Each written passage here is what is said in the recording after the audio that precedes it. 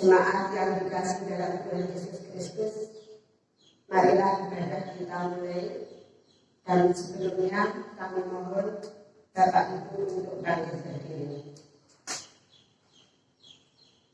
Tetapi aku, berkat kasih setiamu yang besar, aku akan masuk ke dalam rumahmu, sujud menyembah ke arah baitmu yang kudus dengan takut akan Engkau.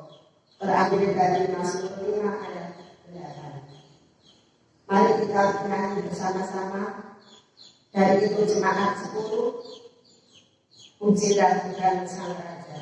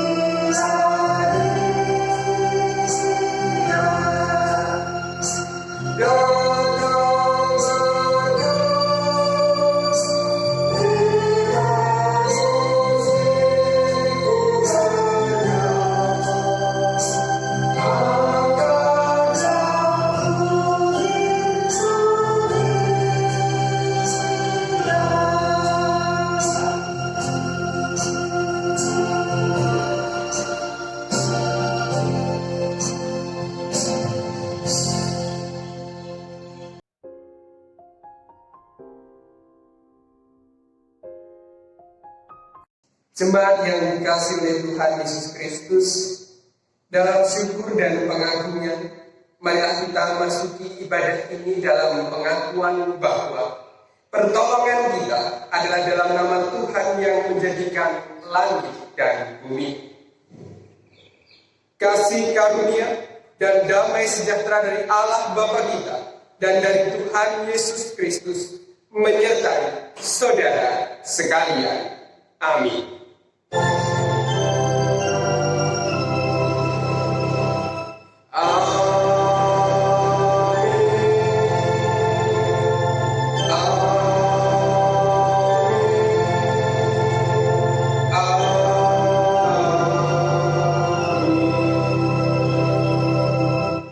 Jemaat dipersilakan duduk. Mari bersama-sama kita menyanyikan pujian keagungan dari Hitung Jemaat 10. Pujilah Tuhan Sang Raja.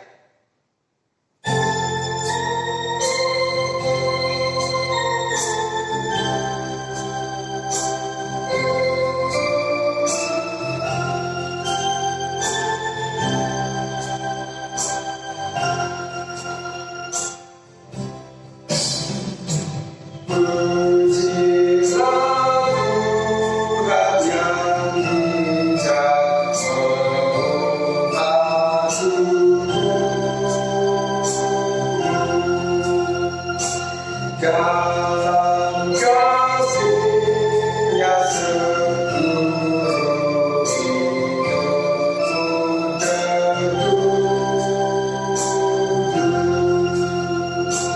Hati muda berulang kali Engkau oleh sayapnya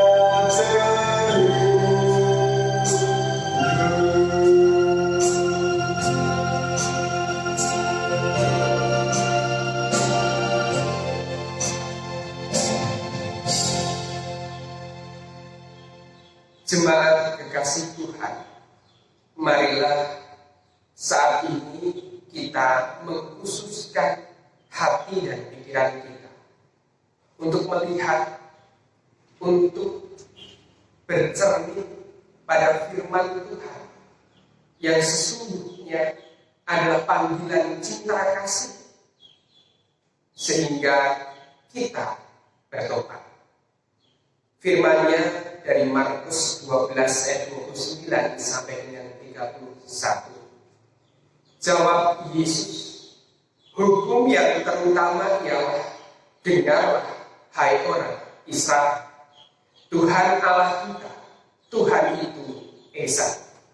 Kasihlah Tuhan Allahmu dengan segenap hati, dan dengan segenap jiwa, dan dengan segenap akal budi, dan dengan segenap kekuatanmu. Dan hukum yang kedua ialah, kasihlah sesamamu manusia seperti dirimu sendiri. Tidak ada hukum lain yang lebih utama daripada kedua hukum ini.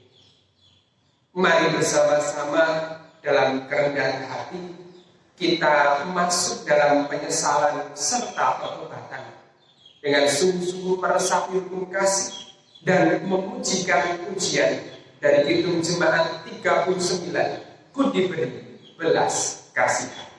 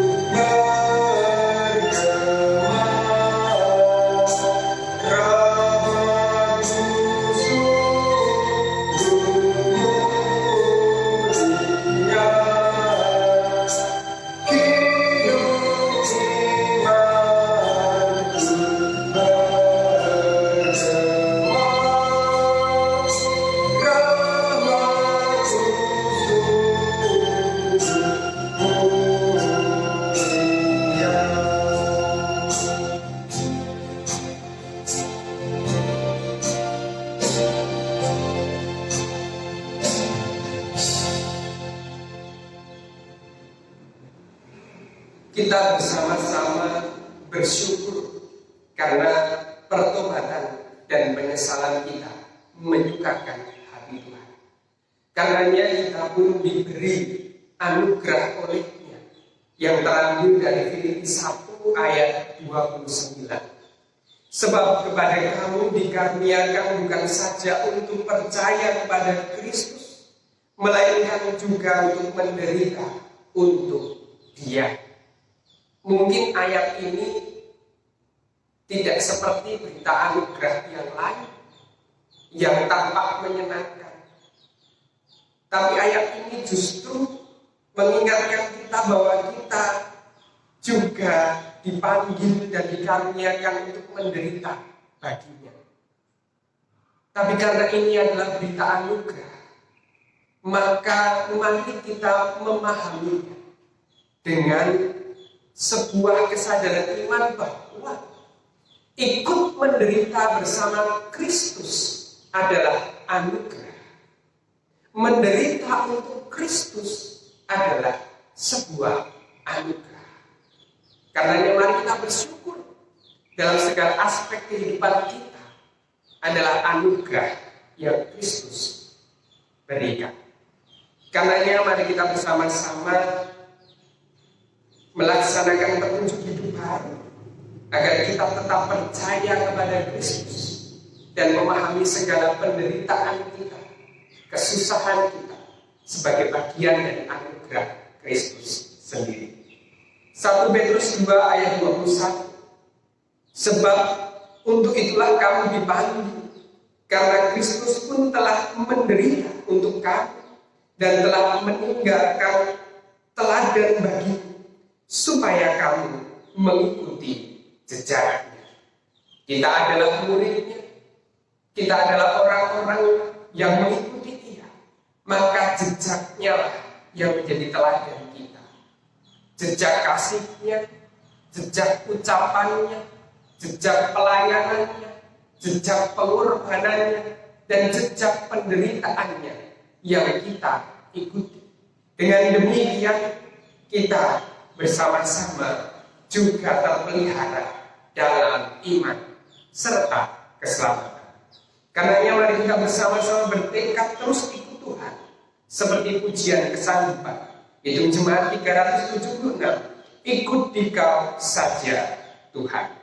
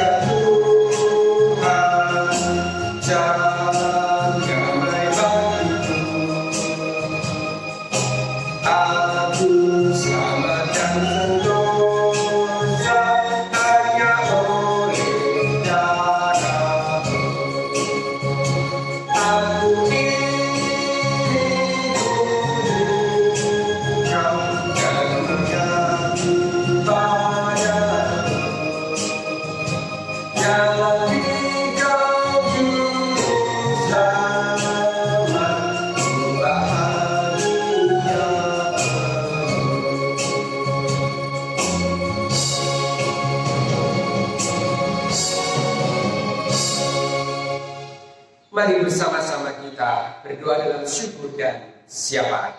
Kita berdoa. Tuhan Allah yang bertakhta dalam kerajaan surga yang maha mulia, Allah yang rahmani dan rahim, Allah yang kami kenal dan kami sapa di dalam Kristus Yesus, Juru Selamat kami, penolong dan penopang kehidupan kami. Sungguh kami mensyukuri segala cinta kasih karunia Tuhan, hingga pada saat ini kami bisa beribadah bersama di tempat kami masing-masing, bersama keluarga kami masing-masing. Itu adalah bagian dari cara Tuhan memelihara kehidupan kami, iman dan keselamatan kami. Kami juga merasakan bagaimana Tuhan begitu memberkati kami, menjaga kami di dalam kesehatan, di dalam segala kelimpahan dan kecukupan, bahkan segala pergumulan kehidupan kami senantiasa mampu kami selesaikan karena Roh Kudus memberikan hikmat dan menuntun kami. Dan pada saat ini ya Bapa, kami berdoa terkhusus untuk bangsa dan negara kami, untuk seluruh dunia yang pada saat ini bergandengan tangan, berjuang bersama menghadapi dan memulihkan keadaan dunia dari pandemi COVID-19. Tuhan memberkati para pemimpin kami, wakil kami, sehingga bisa memiliki kebijakan yang tentunya segera bisa memulihkan kondisi ini. Begitu pula kami juga berdoa untuk dokter, jururawat, seluruh tenaga medis yang bekerja di garis depan. Mereka Tuhan berkati dengan kekuatan, kesehatan, kesabaran, sehingga pelayanan mereka menjadi kesembuhan bagi setiap pasien. Demikian pula untuk para ilmuwan, ahli dalam mencari vaksin dan obat bagi virus ini. Tuhan pun memberkati sehingga segera ditemukan, dan itu menjadi kelegaan kami semua. Kami juga berdoa ya Bapak untuk jemaat, kiranya tetap senantiasa di dalam hikmat Tuhan, menjaga kesehatannya, menjaga kesehatan saudara dan sesamanya, menaati himbauan pemerintah dengan segala hal yang bisa dikerjakan secara produktif pula. Kami juga berdoa untuk gereja GKJ Ciptowening. Tuhan memberkati sehingga dalam setiap pelayanannya, meskipun masih dalam kondisi pandemi ini, tetap bisa mengerjakan tugas dan panggilannya, sehingga nama Tuhan semakin dimuliakan melalui pemeliharaan iman dan juga kesaksian cinta kasih Tuhan. Ya Bapa yang Maha Baik, kami juga berdoa untuk setiap anak-anakmu yang belajar mencari pasangan hidup, yang bekerja, seluruhnya Tuhan berkati, karena bagi mereka ada rancangan Tuhan yang penuh dengan damai sejahtera untuk masa depan mereka. Kami juga berdoa untuk setiap keluarga dalam pandemi COVID-19 ini. Setiap harinya Tuhan memelihara mereka. Apa yang menjadi kebutuhan setiap keluarga jemaat, Tuhan yang memberikan kecukupan melalui hikmat, kerja keras, ucap syukur, dan segala rezeki karunia Tuhan. Sehingga bukan hanya dimampukan untuk mencukupkan kebutuhannya, namun juga menjadi saluran berkah bagi yang lain. Inilah doa, syukur, dan syafaat kami ya Bapa. Kami percaya menjadi kehendak-Mu, itulah yang terjadi, dan kami berserah penuh atas segala kebijakan-Mu. Dan kami menyerahkan ibadah saat ini dalam tangan kasih Tuhan. Di dalam Kristus Yesus kami berdoa. Amin.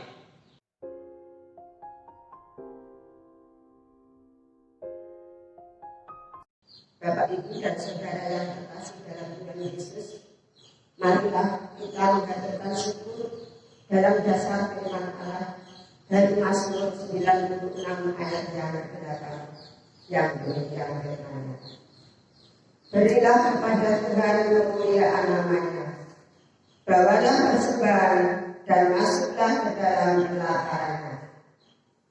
Sambil beredarnya kantor persembahan, marilah kami puji nama Tuhan. Dari hitung jemaat 302, publik persembahan.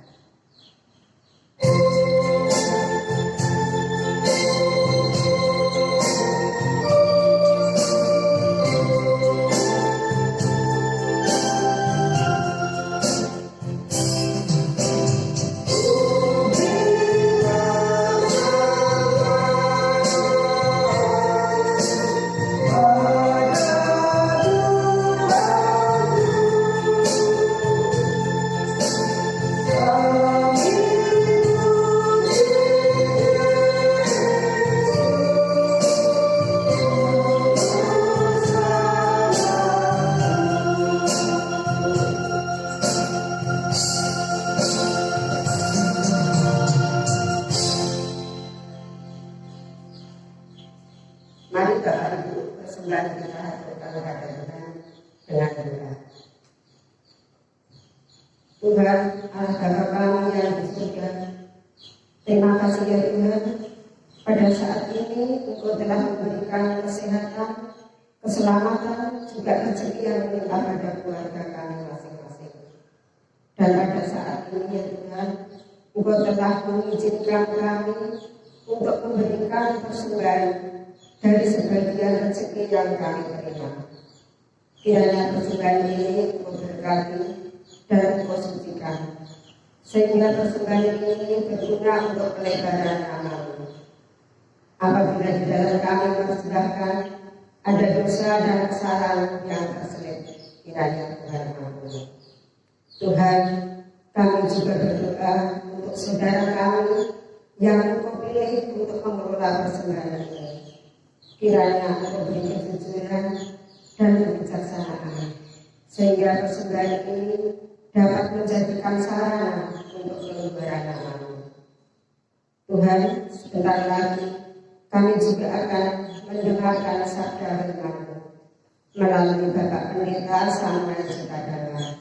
Kiranya Tuhan buka mata dan hati kami, sehingga kami dapat menerima sabda firman-Mu dengan sukacita, dan firman yang kami sampaikan nanti sesuai dengan kehendak. Hanya di dalam nama Tuhan kami Yesus Kristus, doa dan permohonan ini kami haturkan. Haleluya. Amin.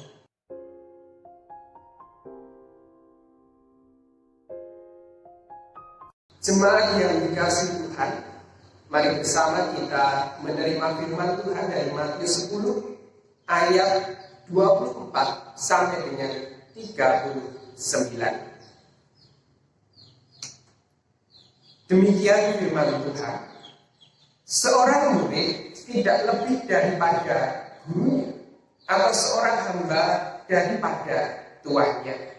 Cukuplah bagi seorang murid jika ia menjadi sama seperti gurunya Dan bagi seorang hamba, jika ia menjadi sama seperti tuannya, jika tuan rumah disebut Beelzebul, apalagi seisi rumahnya. Jadi, janganlah kamu takut terhadap mereka, karena tidak ada sesuatu pun yang tertutup, yang tidak akan dibuka, dan tidak ada sesuatu pun yang tersembunyi, yang tidak akan diketahui. Apa yang kukatakan kepadamu dalam gelap, katakanlah itu dalam terang. Dan apa yang dibisikkan ke telingamu, beritakanlah itu dari atas atap rumah. Dan janganlah kamu takut kepada mereka yang dapat membunuh tubuh, tetapi yang tidak berkuasa membunuh jiwa. Takutlah terutama kepada Dia yang berkuasa membinasakan baik jiwa maupun tubuh di dalam neraka. Bukankah burung pipit dijual 2 ekor seduit, namun seekor pun daripadanya tidak akan jatuh ke bumi di luar kehendak Bapamu. Dan kamu, rambut kepalamu pun terhitung semuanya.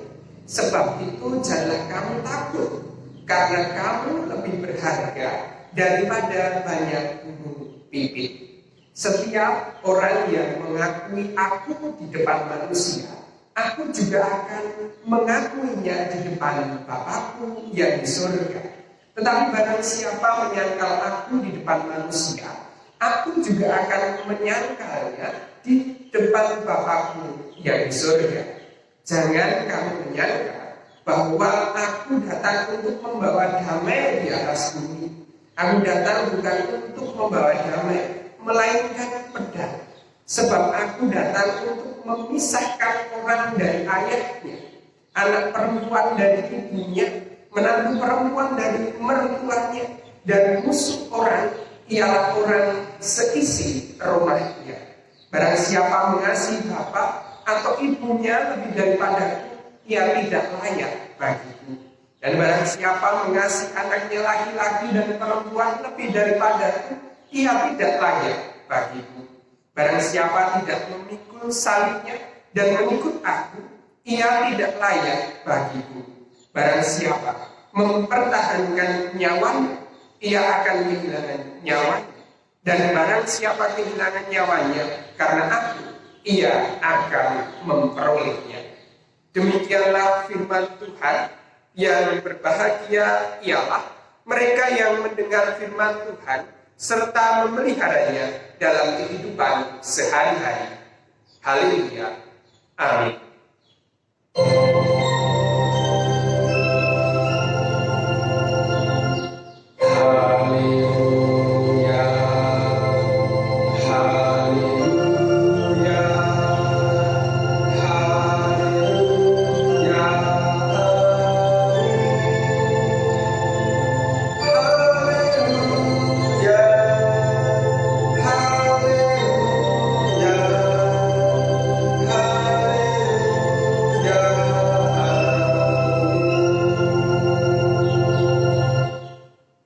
Jemaat yang dikasihi oleh Tuhan Yesus Kristus, tema ibadah kita berdasarkan firman yang bersama-sama kita terima tadi adalah berani berkomitmen untuk hidup dalam Kristus. Jemaat yang dikasihi oleh Tuhan Yesus Kristus, pada saat ini kita bersama-sama terpanggil. Kita pada saat ini bersama-sama diajak oleh Kristus untuk melihat bagaimana kehidupan kita saat ini. Apakah kehidupan kita masih berkomitmen hidup di dalam Kristus? Ataukah sebaliknya, kita menjadi hamba dari Beelzebul, kita menjadi hamba dari keserakahan, kita menjadi hamba dari kepuasan, di mana kita bahkan dalam keseharian berusaha untuk mencoba memuaskan diri sendiri, memenuhi apa yang bisa kita dapatkan, atau bahkan dalam pelayanan kita pun itu adalah bagian dari cara kita untuk memenuhi keegoisan kita, memenuhi keinginan kita, bukan karena kita mengikuti Kristus. Di sini kita diajak sekali lagi, apakah kita masih berkomitmen mengikut Kristus? Dalam mengikut Kristus kita diajarkan dalam firman tadi untuk berusaha menjadi sama seperti guru dan Tuhan kita. Bukan berusaha untuk menjadi seolah lebih hebat, seolah lebih mampu. Bahkan ketika kita sudah mengerjakan ini dan itu, kita merasa diri kita sudah hebat. Itu semua usaha kita, itu semua hal yang bisa kita kerjakan karena kemampuan kita, bukan karena Kristus. Kerendahan hati inilah yang menjadi titik awal dalam sebuah komitmen. Kita hanya bisa berusaha untuk terus menyamai sang guru, berusaha untuk mengikuti jejak sang Tuhan.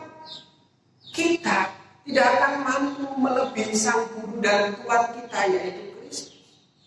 Karenanya kita harus rendah hati. Segala sesuatu yang sudah berhasil kita kerjakan dalam pekerjaan, dalam pelayanan, dalam segala sesuatu di keluarga kita, itu adalah upaya kita untuk menyamai Kristus dalam mengasihi jemaat, dalam mengasihi rekan kerja, dalam mengasihi keluarga. Bagaimana Kristus mengasihi murid-muridnya, bagaimana Kristus mengasihi orang yang tersisihkan, bagaimana Kristus mengasihi orang yang sakit, bagaimana Kristus mengasihi orang yang ditindas. Itu pun yang kita kerjakan di dunia pekerjaan kita. Itu pun yang kita kerjakan di rumah kita. Itu pun yang kita kerjakan di gereja kita. Berusaha seperti Kristus begitu mengasihi setiap orang yang mengikut Dia. Itu adalah cara kita, hamba dan murid, berusaha untuk lebih lagi segambar dengan Kristus. Hidup dalam Kristus diawali dengan kerendahan hati. Selanjutnya, berkomitmen hidup dalam Kristus bukan berarti tanpa tantangan, tanpa kesulitan. Kesulitan-kesulitan itu juga ada. Bahkan itu bukan hanya dari orang-orang yang tidak mengenal Kristus. Bisa saja justru dari keluarga, bisa saja justru dari rekan kerja kita, bisa saja justru dari teman terdekat kita, bisa saja justru dari dalam tubuh Kristus itu sendiri, dalam gereja itu sendiri. Terkadang itu membuat kita juga takut kepada mereka yang mungkin memiliki kekuasaan lebih besar dari kita, takut tidak mampu mengimbangi pembicaraan kepada mereka yang mungkin berpendidikan lebih tinggi daripada kita, menjadi takut kepada orang-orang yang mungkin saja bisa menyakiti diri kita melalui ucapannya, melalui perilakunya. Di sini Kristus menegaskan komitmen hidup dalam Kristus adalah dengan lebih takut pada Allah. Sebab orang-orang di sekeliling kita yang bisa menyakiti kita dengan kata-katanya, dengan perilakunya, bahkan mungkin yang bisa membunuh kita hanya bisa membunuh tubuh kita, tidak jiwa kita. Berkomitmen hidup dalam Kristus adalah memberikan diri sepenuhnya, berserah sepenuhnya kepada Kristus. Bukan takut kepada sekeliling, tapi lebih takut kepada Sang Bapa. Takut di sini adalah ajrik, asik dalam bahasa Jawa. Hormat, penuh kasih, menghargai, penuh cinta. Sehingga perilakunya bukan didasarkan pada apa yang menjadi standar manusia yang terkadang abu-abu, tetapi perilakunya dan ucapannya adalah standar Allah. Mungkin ketika melakukan A, itu jelek bagi manusia yang lain, tetapi tidak bagi Allah. Maka kita memilih untuk melakukan A itu. Ketika kita merangkul yang lain, ketika kita merangkul orang-orang yang dipinggirkan, bahkan grade oleh orang-orang di sekitar kita, mungkin bagi orang, kenapa kamu bergaul dengan dia? Kenapa kamu justru dekat dengan orang seperti itu? Kenapa kamu justru menjadi pribadi-pribadi yang sama dekatnya dengan orang-orang yang dianggap buruk oleh masyarakat? Mungkin itu oleh masyarakat, oleh manusia standarnya buruk. Tetapi karena kita lebih takut, hormat, kasih, menghargai, cinta kepada Tuhan, maka kita tetap merangkul mereka yang dipinggirkan, mereka yang dianggap rendah oleh orang lain, mereka yang dianggap hina bahkan oleh sesamanya.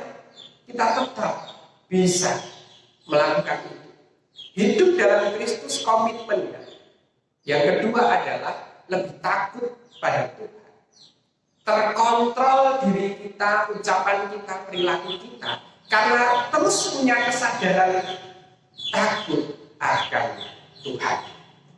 Yang ketiga, Bapak Ibu yang dikasih oleh Tuhan Yesus Kristus, ucapan Kristus membawa pedang adalah sebuah komitmen, hitam dan putih, baik dan buruk, benar dan salah. Dengan demikian kita juga diajak untuk memiliki ketegasan juga.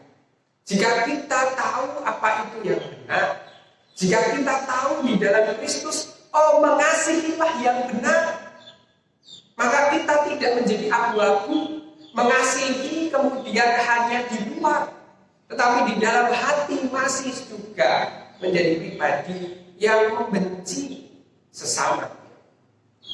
Harus benar-benar terpisahkan, harus benar-benar dipedang. Kalau mengasihi, mengasihilah dari dalam hati. Begitu pula dengan kejujuran. Begitu pula kita ketika mengucapkan sesuatu itu dengan jujur, sehingga benar-benar kita memiliki ketegasan di dalam mengikut Kristus. Begitu pula ketika kita dihadapkan berbagai macam pilihan. Contoh, ketika ada tawaran sebuah pekerjaan, sebuah proyek yang mungkin itu bisa lebih menguntungkan jika kita tidak jujur, jika kita bisa melakukan kesepakatan yang di luar Tuhan, maka disitulah dibutuhkan pedang Kristus dalam ketegasan. Mana yang kita pilih? Kita kehilangan pekerjaan atau kesempatan untuk naik jabatan atau proyek atau usaha apapun, tapi tetap jujur, atau kita memiliki itu dengan berkompromi. Bahkan sikap ideal seperti ini pun memang tidak disukai banyak orang. Karena kemudian Kristus juga mengatakan keluarganya sendiri pun juga akan terpisah dengan sikap ideal seperti ini. Ayah dan anak bisa berpisah, ibu dan anak bisa berpisah, menantu mertua bisa berpisah karena keidealan totalitas mengikuti Kristus. Terkadang ketika kita sudah memilih yang benar, justru keluarga kita harus rapopoto, Pak rapopoto, Le rapopoto, Bu rapopoto, Do sintek we rapopo, seolah berkompromi. Mungkin kemudian tidak disukai oleh keluarga sendiri karena idealnya mengikuti Kristus. Di sini mengikuti Kristus yang ketiga adalah sebuah pedang, sebuah ketegasan. Siapa yang kita ikuti? Beelzebub, Mor, atau Kristus? Dan Bapak Ibu yang dikasih oleh Tuhan Yesus Kristus, penutupnya adalah sebuah kelayakan. Itu luar biasa. Ketika kita melakukan 3 hal tadi, kerendahan hati yang di awal disampaikan, kemudian lebih takut kepada Kristus, dan kemudian ketegasan, maka yang kita miliki akhirnya adalah sebuah kelayakan. Kelayakan diakui oleh Kristus. Karena akhirnya ketika kita mengerjakan 3 hal tadi, kita sedang mengakui Kristus di hadapan banyak orang. Melalui ucapan kita, melalui perilaku kita, melalui kejujuran kita, melalui ketegasan kita. Kita sedang mengakui Kristus. Dan ketika kita sedang mengakui Kristus di depan banyak orang, maka Kristus mengakui kita di hadapan Bapa. Itulah kebahagiaan dari seorang yang berani berkomitmen hidup dalam Kristus. Dan ini bukanlah hal yang mudah. Ini adalah proses kehidupan terus-menerus, bahkan seumur hidup, untuk menjadi seideal itu. Tapi kita percaya jatuh bangun kehidupan kerohanian kita, jika kita tetap rendah hati, tetap takut akan Tuhan, dan tetap berkomitmen tegas mengikut Kristus, lama-kelamaan dalam proses itu kita akan semakin naik, dan naik, sehingga layaklah kita diakui oleh Kristus di hadapan Bapaknya. Selamat berjuang untuk terus berkomitmen hidup dalam Kristus. Tuhan memberkati. Kita bersaat teduh sejenak.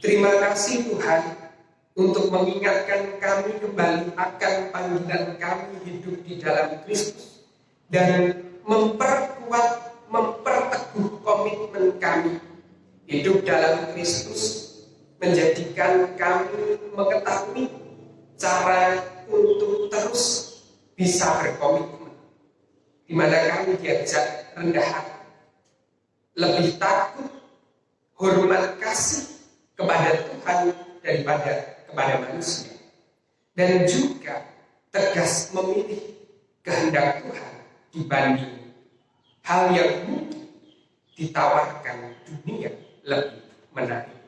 Dan selanjutnya kami akan terus berjuang, berkomitmen hidup dalam Kristus dalam keseharian kami, melalui kerendahan hati, takut akan Tuhan, dan ketegasan itulah kami mengakui Kristus di hadapan banyak orang, sehingga kami pun layak diakui oleh Kristus di hadapan Sang Bapa. Terima kasih Tuhan, sertai juga keseharian kami di masa pandemi COVID-19 ini, di new normal ini, sehingga tetap kami mengalami perjumpaan dengan Tuhan, kasih setia Tuhan, pemeliharaan, kesehatan, kemurahan, dan kecukupan dalam keseharian kami. Terima kasih Tuhan Yesus Kristus. Di dalam Kristus Yesus kami berdoa. Amin.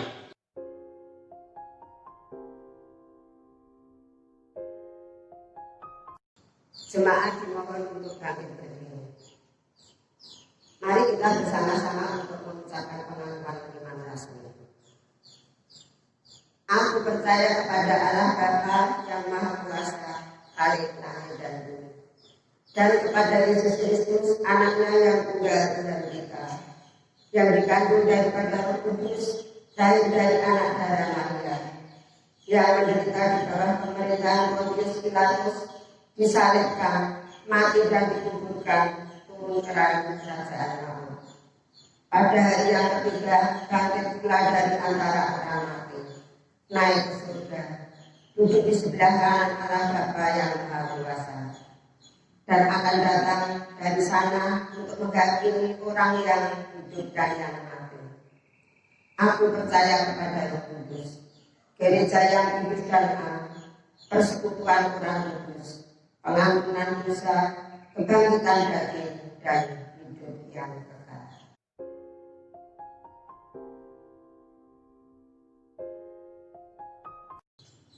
Dengan tetap berdiri, marilah kita menyanyikan nyanyian pengutusan dari Kidung Jemaat 369a.